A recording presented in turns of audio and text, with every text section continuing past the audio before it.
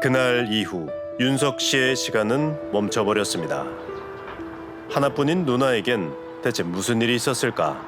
매형이랑 누나랑 같이 이제 새벽기도 교회 가는 길에 옹벽을 박았다는 얘기를 하는데 이쪽으로 다니는 길이 아니다 보니까 정말 의문투성이에요. 매형이 그날 왜 그렇게 했는지 어떻게 누나에 관한 비보가 들려온 건 이 길 위에서였습니다. 지난 3월 8일 새벽 4시 50분 무렵 인적이 드문 도로를 지나던 흰색 SUV 차량 한 대가 옹벽에 부딪힙니다. 차 뒷부분이 들릴 정도로 큰 충격이었는데요. 신고를 받고 현장에 출동한 119 대원이 조수석에 탄 여성을 구조했지만 이미 심정지 상태였습니다. 다행히 운전대를 잡은 남성은 의식이 있었지만 발목과 가슴에 심각한 골절상을 입고 병원으로 이송됐는데요. 차에 타고 있었던 사람은 윤석 씨의 누나 연지 씨와 특전사 출신의 육군 원사 매형 황 씨였습니다. 현장에서 음주 하셨겠지만 다시 한번 하겠습니다. 한번 들어보시니까 분위기가 감지 안 되고 어떻게 된 겁니까? 그냥 졸음이 됐습니다. 새벽 기도를 가는 길에 깜빡 졸음 운전을 했다고 진술한 황 원사. 하지만 사고 장소는 평소 누나 부부가 다니던 길이 아니었다는데요. 이건 누가 봐도 일반적인 교통사고는 약간 다른, 그러니까 처음 보면 이상하다, 이거 왜 이러지? 이런 생각이 딱 드는 거예요. 이제 이 차에 대한 동선을 전부 그런가 해봐라. 이건 말이 안 되는 거야. 이거 졸음운전 아니야. CCTV엔 그날 새벽 황 원사의 동선이 고스란히 담겨 있었습니다. 사고 2분 전 부부가 탄 흰색 SUV 차량이 사고 지점을 지나 남쪽으로 향합니다. 그 뒤 600m 정도를 저속으로 운전하던 황 원사가 갑자기 자리에 멈춰섭니다. 그리고는 30초 남짓 한 자리에 머물다가 돌연 유턴을 한 그는 다시 사고 지점으로 향하며 급가속을 해 옹벽을 들이받았습니다. 마치 사고 현장을 맴도는 듯 보이는 그의 행적을 교통사고 분석 전문가는 어떻게 판단할까? 졸음 운전은 아닙니다. 이 케이스는 좀 많이 다르죠. 가속을 했으니까. 그래서 유턴하고 나서 처음에는 조금 한 50 정도로 달리다가 한 반쯤 왔을 때부터 속도가 좀 많이 증가한 것 같아요. 70, 90 이렇게 되면서 왼쪽으로 조향을 했다는 얘기죠. 내가 졸고 있는데 무의식 중에 막 핸들을 돌리고 브레이크를 밟고 가속 페달을 밟고 이 넌센스 하잖아요. 졸고 있으니까. 자기 자신의 의지에 따라서 했다고 봐야죠. 수상한 건 이뿐만이 아니었습니다. 바로 차 안에 남은 흔적이었는데요. 사람이 살아있으면 피가 계속 돌잖아요. 이 발목에 골절되면서 뼈가 튀어나왔다고. 그 정도면 살아있는 사람이라면 피가 튀어나와서죠. 그 차에 묻을 거 아닙니까? 근데 그게 흔적을 받았어요. 사고로 갈비뼈와 팔다리가 부러지는 큰 부상을 입은 연지 씨. 하지만 이상하게도 출혈이 없다는 겁니다. 우린 사고 차량을 찾아 직접 확인해 보기로 했습니다. 저기 있다. 종이장처럼 구겨진 차량 내부를 살펴보니 황 원사가 탄 운전석과는 달리 연지 씨가 탄 조수석에선 정말 어떤 핏자국도 눈에 띄지 않습니다. 이건 과연 어떤 의미일까? 지금 이 순간 연지 씨가 숨진 진짜 이유를 알고 싶은 건 바로 동생 윤석 씨입니다. 이제 매형이는 병원으로 갔거든요. 매형이 누나가 사망한 걸 알고 있냐 모른대요 다. 저도 그때 막 입대기 정말 힘들었는데. 사고 당일 윤석 씨는 매형과 대화를 나눴다고 합니다. 여보세요, 매형. 야, 이거 수술 끝나면은 말씀드리려고 했는데 누나 지금 안치실에 있어요. 어렵게 전한 누나의 사망 소식에도 매형은 어쩐지 무덤덤하기만 했다는데요. 그런데 이 경찰이 와서 얘기하는데 누나를 이렇게 부검을 해가지고. 자살이야. 내가 그거 막으려고 그랬고. 에? 그 자살했는데. 누나가요? 애들한테 안 보이시려고. 연지 씨가 숨진 이유가 교통사고 때문이 아니란 겁니다. 나도 충격 먹었고 제정신이 아니었는데 사고 전에 사망을 한 것 같다는 뉴스가 나온 거예요. 무언가에 쌓인 물체를 차에 싣는 모습은 확인했지만 B 씨가 탑승하는 모습은 없었던 것으로 알려졌습니다. 그러니까 차에 타기 전에 연지 씨는 이미 숨진 상태였다는 겁니다. 혼자 모포 같은 걸로 대충 쐈더라고요. 추측을 하는 거죠. 뭐 크기나 뭐 이런 거 봤을 때 사람일 것이다. 그리고 그 차에 실었고 그 차가 빙빙 돌다가 사고가 났고 그가 모포로 감싼 뭔가를 끌고 나온 건 새벽 2시 30분경이었습니다. 그 뒤 집으로 돌아가 2시간 남짓 집에 머무른 그는 새벽 예배 시간이 다가올 무렵 다시 집에서 차를 몰고 나와 사고 지점을 배회하며 캐리어와 모포를 버리고 차를 옹벽에 들이받았습니다. 매형, 나 이 상황을 뭐 도저히 못 받아들이겠어요. 얘기를 좀 해주셔야지 저한테. 누나가 아빠 병원 다니는 거 알고 있지. 평소 우울증을 앓고 있었던 그녀가 마음의 병을 이기지 못하고 충동적으로 숨진 듯 보인다는 겁니다. 하지만 여전히 의문이 남습니다. 근데 매형은 왜 차를 그렇게 했어요?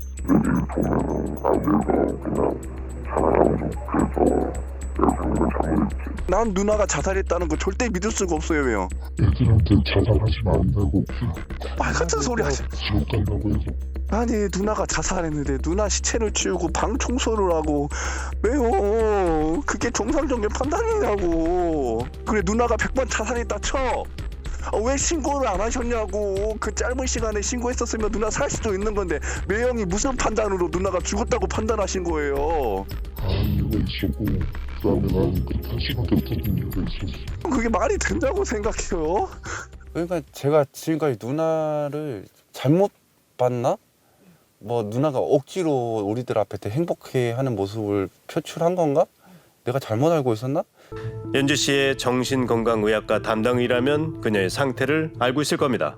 누나가 이렇게 진료받을 때 그렇게 심했었는지 그런 걸 좀 알아보고 싶은데. 이게 많이 좋아진 상태라고 저는 보이긴 하는데요. 공황장애로 치료를 하고 계셨어요. 저 2월 말일에 그때만 해도 약 먹고 괜찮고 컨디션 괜찮아서 힘들 때만 먹는 날. 연지 씨는 우울증이 아니었습니다. 14개월간 받았던 진료 기록도 살펴봤지만 네, 우울증 얘기 단 한 글자도 없어요. 그 메니에르 증상이 있었거든요. 어지러움이. 이런 증상을 겪으면 현기증이 나고 어지러움이 온대요, 같이. 연지 씨가 정신건강의학과를 찾은 이유는 어지럼증 때문이었는데요. 그리고 보니까 평상시는 괜찮은데 사람들 앞에 나설 때 그럴 때 약간 떨리는 게 공황장애로 보는 것 같더라고요, 누나가. 4년 넘게 공연 봉사를 하며 무대에 오르는 일을 즐거워했지만 많은 사람들 앞에 설 때마다 원인을 알 수 없는 어지러움을 호소했던 연지 씨. 하지만 공황장애를 진단받고 약을 먹으며 증상은 날로 좋아지고 있었다는데요. 내가 또 어지러워서 병원 또 갔는데 의사가 이게 공황장애 초기래. 근데 본인도 되게 어이없어 했어요. 아 그래? 어떻게 그렇지? 나도 그런 말을 못 들어봤는데. 엄청 긍정적이야. 되게 밝고 다른 사람 배려를 되게 잘하고 되게 마음이 정이 되게 많아요. 챙겨주고. 주변 사람들을 살뜰히 챙기는 긍정적인 사람이었다는 겁니다. 그런데 황 원사는 왜 연지 씨가 우울증으로 숨졌다고 했을까요? 윤석 씨는 한 가지 마음에 걸리는 게 있다고 합니다. 그 매형이 사건 열흘 전에 저한테 전화해서 또 돈이 필요하다고 해서. 여보세요? 네. 야, 저기 네. 미안한데 네네. 좀 급해서 그런데 네. 혹시 돈 좀 빌려줄 수 있겠니? 얼마야? 너 얼마 정도 되는데? 누나도 알아요? 아니 누나 몰라. 누나 몰래 돈을 좀 빌려달라고 했다는 황 원사. 근데 제가 12월 달인가 1월 달에 전화가 와가지고 1억만 좀 빌려달라고. 근데서 이제 대출이 어떻게 막혀가지고 안 나온다고. 황 원사는 그 무렵 부대 내에서도 돈 문제로 난감한 상황을 겪고 있었다고 합니다. 이게 장례식 치르고 있는데 부대 주임원사님들이 오셔가지고 얘기를 하시는데 매형이 집을 전세 대출을 받아서 이 문제로 이래가지고 집 때문에 지금 옷을 벗게 생겼다고. 황 원사는 대체 무슨 일을 벌인 걸까? 네, 안녕하세요. 수고 많으십니다. 매형이 그 징계 받은 거요. 혹시 그 집 때문인 거예요? 군에서 대출해줬는데 은행 쪽에서 대출해줬는데 이게 목적에 맞지 않으면 그때부터 방황을 하게 돼 있거든요. 제가 알기로 동사가 상황을 못해서 이제 이자가 뭐 100만 원인 것 같다. 그런데 근데 저한테는 사실 돈 얘기를 좀 했었어요. 도저히 안 돼. 안 돼서 돈을 못 빌려드렸거든요. 차를 먼저 팔라고 제가 도저히 차를 못 팔겠다고 이 차를 형수가 좋아한다 그렇게 얘기하고 참. 작은 아내에 시달리면서도 아내가 좋아하는 고가의 차만은 팔 수 없다고 말했다는 황원사. 하지만 누나 연지 씨가 남긴 유품들은 다른 말을 들려줍니다. 아이들 얘기 들어보니까 다 시장옷, 보세옷, 메이크업이 하나도 없더라고 보니까. 이거는 이제 누나가 이제 어릴 적부터 이제 신혼 때부터 시작했던 가계부. 그녀의 알뜰살뜰한 씀씀이는 20년간 습관처럼 써온 가계부에도 꼼꼼히 기록돼 있었는데요. 그 중에서도 눈에 띄는 메모가 있습니다. 아끼자고 옆에 메모까지 적어놨더라고요. 심지어 돈이 남아 매달. 그런데 왜 돈을 빌려? 말이 안 되는 거고. 황원사의 주장과는 뭔가가 자꾸만 어긋납니다. 연지 씨는 정말 왜 숨졌을까? 사실 사건이 벌어진 날 집안에는 누나의 두 아들이 있었습니다. 그들이라면 혹시 뭔가를 알고 있지 않을까? 그날 11시 정도에 아빠가 퇴근하기 전에 엄마랑 요리하고 놀고 그랬어요. 평소랑 똑같이 화목했어요. 잘 준비하는데 엄마가 은행 아이디랑 비밀번호 알려달라는 소리가 들렸어요. 아빠가 안 알려주니까 큰 소리 한번 내고 인터넷 뱅킹 로그인 문제를 두고 엄마 아빠가 다퉜다는 겁니다. 이상한 점은 더 있습니다. 아이들이 사고 3주 전 장난삼아 찍어놓은 영상엔 선뜻 이해가지 않는 황원사의 모습이 담겨 있었는데요. 방에서 얘기하고 여기서 얘기해. TV 사는 게 무슨 애들 뭐 알면 안 되는 이유였어? 자금난에 시달리고 있었다는 황원사가 아이들의 학원비로 느닷없이 100만 원 상당의 TV를 사왔다는 겁니다.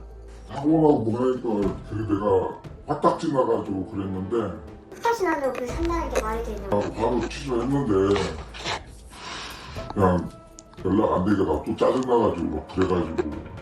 다그치는 연지 씨에게 황당한 변명을 늘어놓는 황원사. 법률 대리인을 통해 전해들은 황원사의 주장은 이렇습니다. 퇴근해 집에 돌아온 뒤 연지 씨에게 전세 대출금과 새로 산 자동차 값에 대한 얘기로 다퉜다는 연지 씨 부부.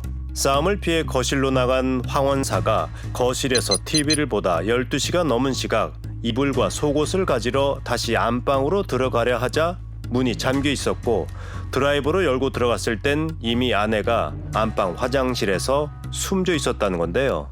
행여라도 아이들이 놀랄까봐 아내를 씻기고 옷을 갈아입힌 뒤 자신의 차에 옮겨 실었다는 황원사. 교통사고를 낸 건 역시 이성적인 판단이 되지 않는 상황에서 벌인 실수였다는 게 그의 설명입니다. 범죄 심리 전문가는 황원사의 주장과 행적에 대해 어떻게 분석할까? 적어도 그 자기 아내가 극단적 선택을 한 상태에서 발견됐다 그러면 다른 데다가 신경을 쓸 수 있는 정신적 여유가 전혀 없을 거라고요. 뭐 집을 청소한다든가 그 상황에서 그런 것을 다 해놨다는 것은 글쎄요. 아내 시신을 모포에 싸서 바깥으로 이렇게 차에 옮기고 하는 이런 여러 가지 것들은 본인이 이미 그 상황에 대해서 인지를 한 상태에서 의도된 행동이라고 봐야 되거든요. 그럼 왜 그런 행동을 했을까라고 하는 측면에서는 쉽사리 이해가 잘 가지 않는다는 거죠. 현재 황원사에 대한 수사는 어떻게 진행되고 있을까? 부검 결과를 봐야 잘 살릴 것이다, 다 살릴 것이다 이렇게 추정을 할 건데 그런데 아직 결과가 안 나왔습니다.